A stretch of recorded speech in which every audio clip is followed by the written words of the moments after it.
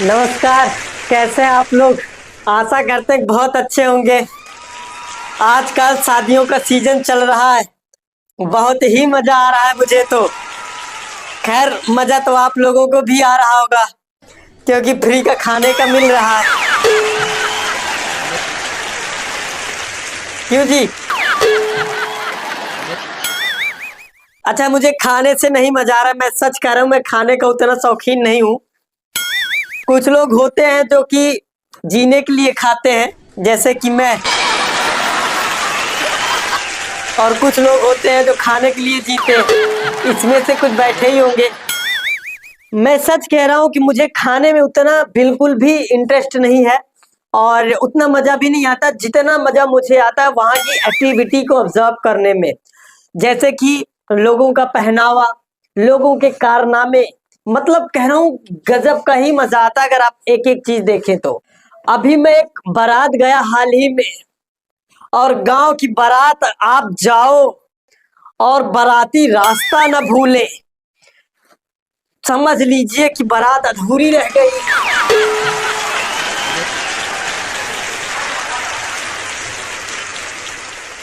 अच्छा, जिस बारात में गया उस बारात में सभी लोग तो पहुंच गए, सारी गाड़ियां पहुंच गई समय से, मिठाई उठाई खा लिए, नाश्ता वास्ता कर लिए सही से। अब द्वार पूजा के लिए डीजे के पास जाना है, तब ध्यान दे रहे हैं लोग कि एक गाड़ी मिसिंग है।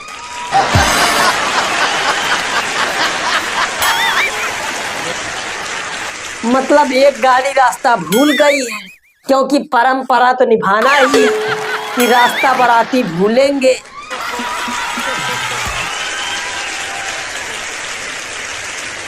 लेकिन मजे की बात ये कि जो गाड़ी रास्ता भूली थी वो दूल्हे की गाड़ी थी।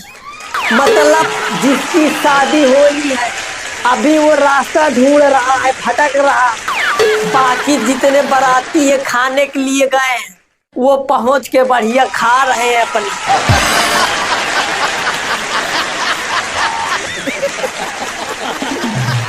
अब जब सभी लोग खा पी चुके तो अब दूल्हा ही नहीं है।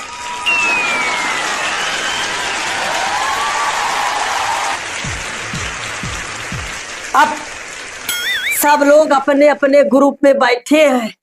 कहीं एक बुजुर्गों का ग्रुप है तो वो किसी दूसरे बारात की हाल बता रहे हैं। कहीं लौंडों का ग्रुप है तो अपना गेम वो मोबाइल में खेल रहे हैं।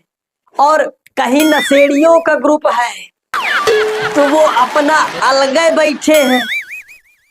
अच्छा, नशेड़ियों से एक बात याद आया कि नशेड़ी कितने भी नए जगह बारात चले जाएं, इनको शराब की दुकान मिल जाती है तुरंत।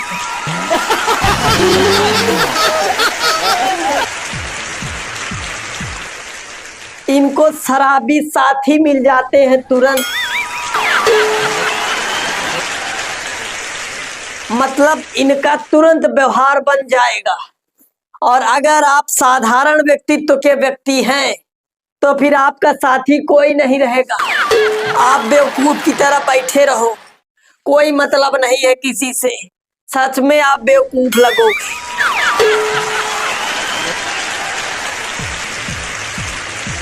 कुछ लोग ताश के पत्ते खेल रहे हैं उसी में बैठ के, उनका ग्रुप अपना अलग है।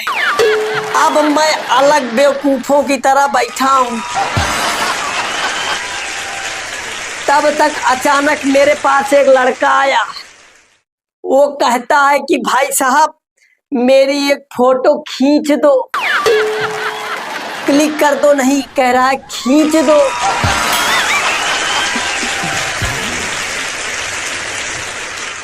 मैं बोला भाई, पहले मैंने उसको देखा ऊपर से नीचे तक, तो मैंने बोला कि लाओ खींच देते हैं। मैं उसको साइड में ले गया टेंट के पास, टेंट के पर्दे के पास खड़ा किया उसको। जब खड़ा किया उसको तो क्या बताऊं भाई साहब, उसका पहनावा ऐसा था कि वो जो शर्ट इन किया जाता है ना, वो शर्ट इन किया हुआ था और इस तरह इन किया हुआ था कि वो शर्ट को अंडरवियर के भी अंदर डाल लिया था और उसकी अंडरवियर पैंट के ऊपर थी, वो भी दिख रही थी। तो मैं सोचा कि हो सकता है भाई बाराती में अजीबे गरीब का फैशन होता है, हो सकता है इनका कोई फैशन हो ये। मैंने उसकी हाफ फोटो खींच दी। अब हाफ फोटो खींच दी तो उसने कहीं भेजा, उसको भेजने के बाद फोन कर रहा है, कह रहा है कि बाबू आपने देखा मैंने भेज दिया।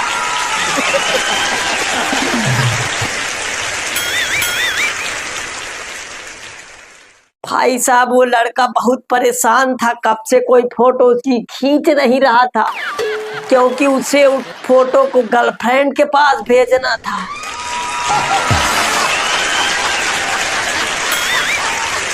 अब उसकी गर्लफ्रेंड ने कहा मैंने देख लिया लेकिन मुझे फुल फोटो चाहिए। अब बड़ी मुश्किल से तो मैंने उसकी पहली बार फोटो खींचा था, दोबारा फिर खिंचवाने आ गया मेरे पास, बोला भैया प्लीज एक बार मेरी फोटो और खींच दो। तो मैं बोला भाई अभी तो मैंने तुम्हारी फोटो खींची थी।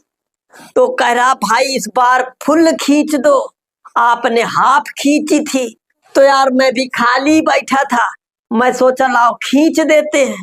फिर से मैंने उसको वहीं खड़ा किया और वही खड़ा करके फिर मैंने उसकी फोटो फुल ले ली, लेकिन उसकी जो अंडरवियर दिख रही थी मैंने उसको उसका फैशन समझ के वैसे ही उसकी फोटो क्लिक कर दी।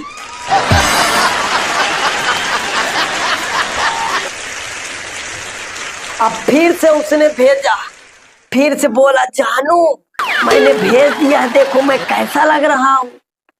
अब वो कह रही है कि ये तुम्हारी चड्ढी दिख रही है।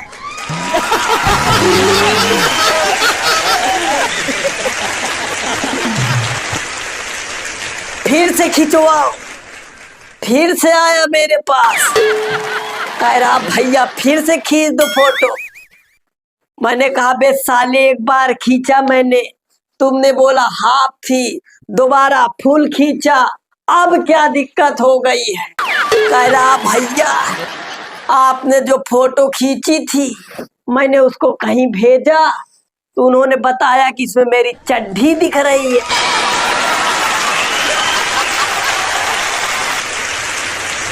भैया इस बार ऐसा खींचना कि मेरी चड्ढी ना दिखे। तो मैं बोला कि मैं कैसा खींचूंगा कि चड्ढी ना दिखे, तुम अपनी चड्ढी अंदर कर लो तो ना दिखेगी।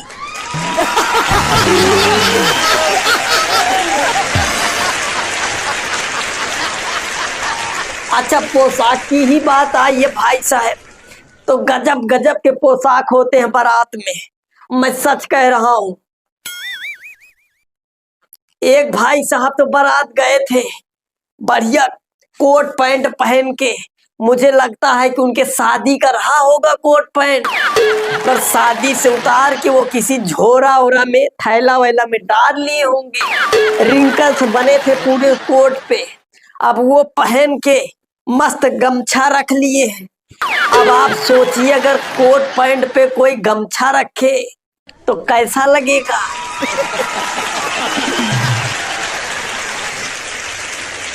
इतना ही नहीं, एक अंकल जी अपने बच्चे को कोट पैंट खरीद दिए थे और वो कोट पैंट ऐसा था कि कोट को यहाँ फोल्ड किए थे और नीचे भी फोल्ड किए थे।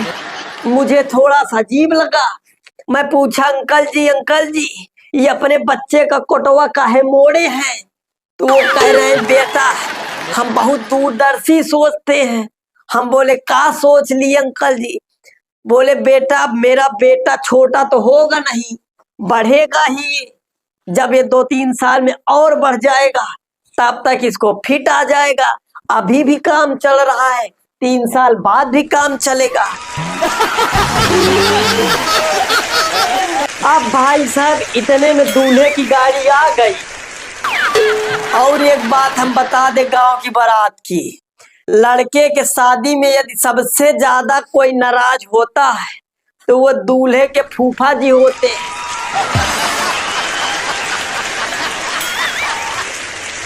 मजा तो तब आया कि जो दूल्हे की गाड़ी गुम हुई थी, रास्ता भटकी थी, उसको दूल्हे के फूफा जी ही चला रहे थे।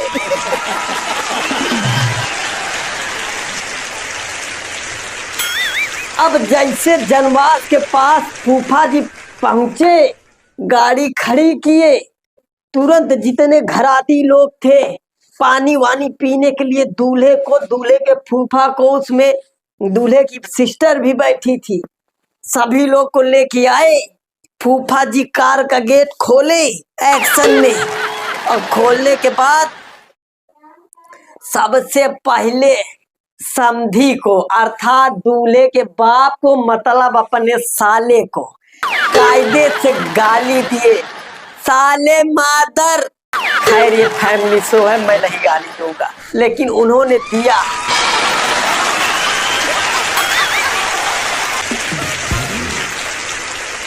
अब वहां के लोग समझा रहे फूफा जी को, क्या हो गया फूफा जी?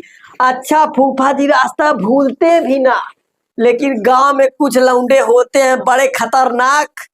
फूफा जी बिल्कुल सही रास्ते पे आ रहे थे, लेकिन अचानक से हुआ कुछ ऐसा कि फूफा जी के मन में आया, क्यों ना एक बार हम रास्ता पूछ ले, हो सकता है कि हम किसी गलत रास्ते पे जा रहे हो। तब एक लड़के से पूछ लिए, वहीं कोई लोकल का था उसी गांव का, उसने एक दूसरा रास्ता बता दिया, अंकल जी इस रास्ते से जाइए। अब अंकल जी 15 किलोमीटर आगे चले गए।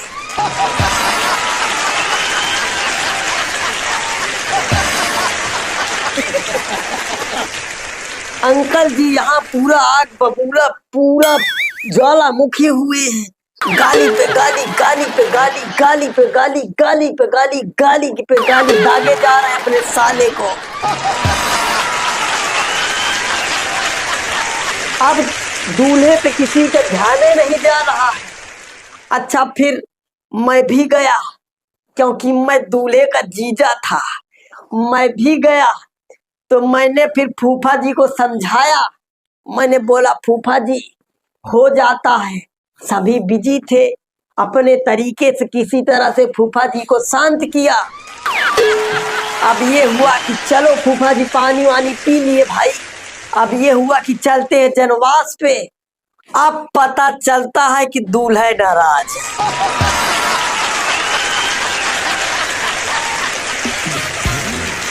दूल्हा इसलिए नाराज है, सब लोग चले आए मुझे छोड़ के। दूल्हा गेट नहीं खोल रहा है कार का।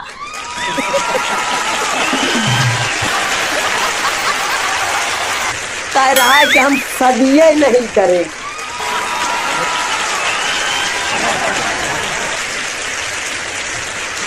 बड़ी मशक्कत हो गई। अब दूल्हा नहीं तैयार है सदिये करने को। भाई साहब यकीन मानिए, दूल्हे ने तब तक गेट नहीं खोला जब तक कि दूल्हे की साली नहीं आई। साली मनाई तब जाके दूल्हे ने अपना गेट खोला। अच्छा उसके बाद जीजा जीजा मान गए, मतलब दूल्हे राजा। तब गए डीजे के पास, रथ पे बैठे अपना आ रहे। अब वहां डीजे पे डांस होता है। वहां का सीन सुनिए आप लोग। कुछ लोग तो ऐसे खड़े रहेंगे, कुछ लोग सोचते रहेंगे कि मुझे कोई पकड़ के खींचे तो मैं भी डांस करूं। कुछ लोग तो छिपते रहेंगे, कोई मुझे खींच न ले कि मुझे भी डांस करना पड़े। मतलब सब अपने अपने में परेशान। कुछ लोगों को तो डांस आता ही नहीं है, लेकिन वो भी जुटे पड़े हैं अपना। और उसी कैटेगरी में मैं भी आता कि मुझे भी डांस वांस नहीं आता। लेकिन कोई ऐसी बारात नहीं है जिसमें मैं डांस ना करूं। और सच बता रहा हूं, उसमें मैं तभी डांस करता हूं या तो नागिन धुन चल रही हो या तो भांगड़ा चल रहा, क्योंकि उसमें भीड़ बहुत ज्यादा हो जाती है। अब वहां का मैं सीन बता रहा हूँ। वहां जब मैं भी बीच में गया तो मैं कुछ नहीं कर रहा था, मैं केवल ऐसे खड़ा था। अब कोई पीछे से धक्का मारे कमर में तो ऐसे हो जाता, फिर कोई आगे से मारे तो ऐसे हो जाता, और अगर फिर कोई बगल से मारे ऐसे हो जाता, फिर कोई इस बगल से मारे तो ऐसे हो जाता, कोई यहाँ से मार दे ऐसे हो जाता, कोई पीछे से मार दे ऐसे हो जाता। इसी तरह से मेरा स्टेप चलता रहता है और मैं डांस कर लेता। डांस तक तो बात ठीक थी, डांस हुआ किसी तरह से। भाई साहब, असली युद्ध तो अब बफर में होना है, क्योंकि जो घमासान वहां होनी है चाउमीन के पास, गोलगप्पे के पास, टिकिया के पास। भाई साहब, ऐसा लगता है कि अब यहाँ तीसरा विश्व युद्ध आ जाए है। मैं भी गया था भाई, अब वहां लोग खड़े कैसे होंगे? अब जो आगे है पहले से है वो तो है, जो बाद में आया पहुंच नहीं रहा है, कंधों के बीच से ऐसे हाथ डाल के, भाई भाई इस बार मुझे, भाई एक मुझे दे दो भाई, एक आपकी बार भाई। अच्छा बफर हो गया भाई, किसी तरह से लड़ झगड़ के उसी में एक के ऊपर एक चढ़ के, मतलब लेंगे। आप समझ लीजिए कि लेना हर एक आइटम है, कपड़ा रहे ना रहे, जूता रहे ना रहे, उससे नहीं मतलब, लेना हर एक आइटम है। अब बात आ गई मेरे भाई जयमाला की। अब आप जयमाला पे देखेंगे, मैं बता रहा हूँ, दुनिया की कोई ऐसी वूलन कंपनी नहीं है, स्वेटर कंपनी नहीं है, जैकेट कंपनी नहीं, चाहे जितना मॉडर्न बना दे, चाहे जितना ब्रांडेड बना दे, महिलाओं को, लड़कियों को स्वेटर नहीं पहना सकती तो नहीं पहना सकती।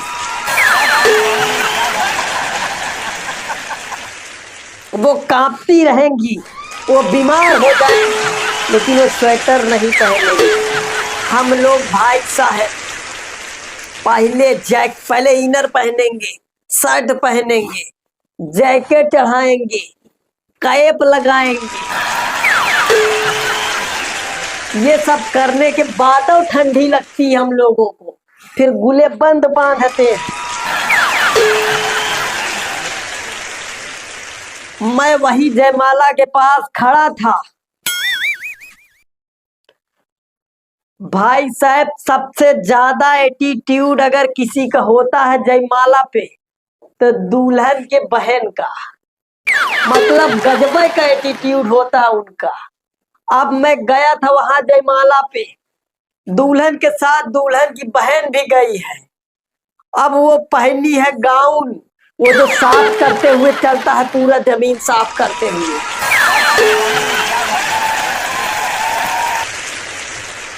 अब भाई साहब, लौंडे तो लौंडे होते हैं, सभी लड़के बैठे थे। जब जयमाला हुआ तो बड़े एटीट्यूड में कह रही हैं क्लैपिंग। कोई लड़का बजाया ही नहीं, और वो जैसे बजाना बंद की, सारे लड़के बजाने लगे।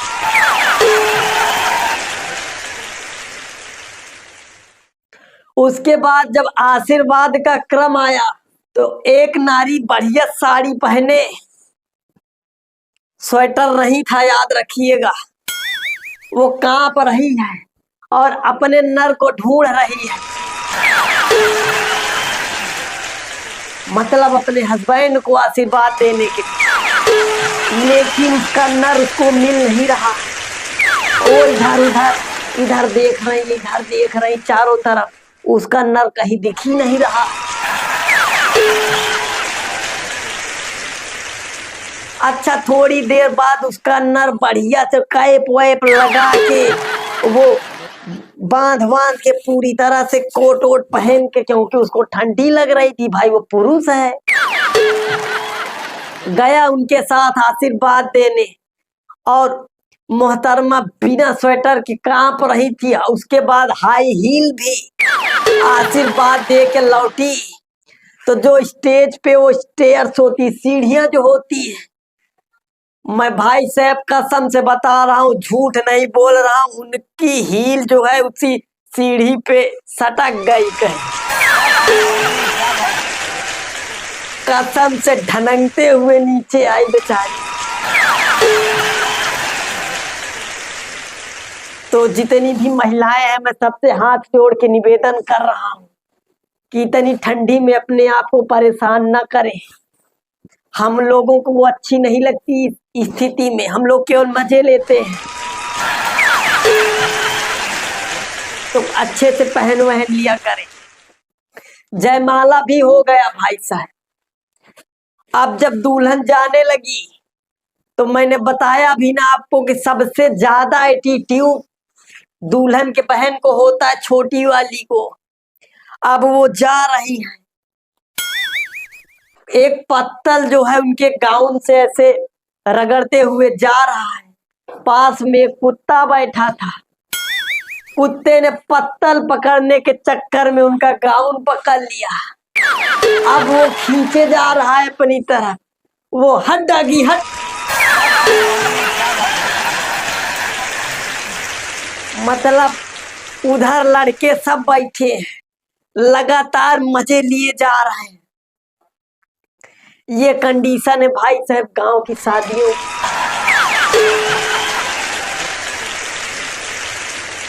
तो कैसा लगा शो?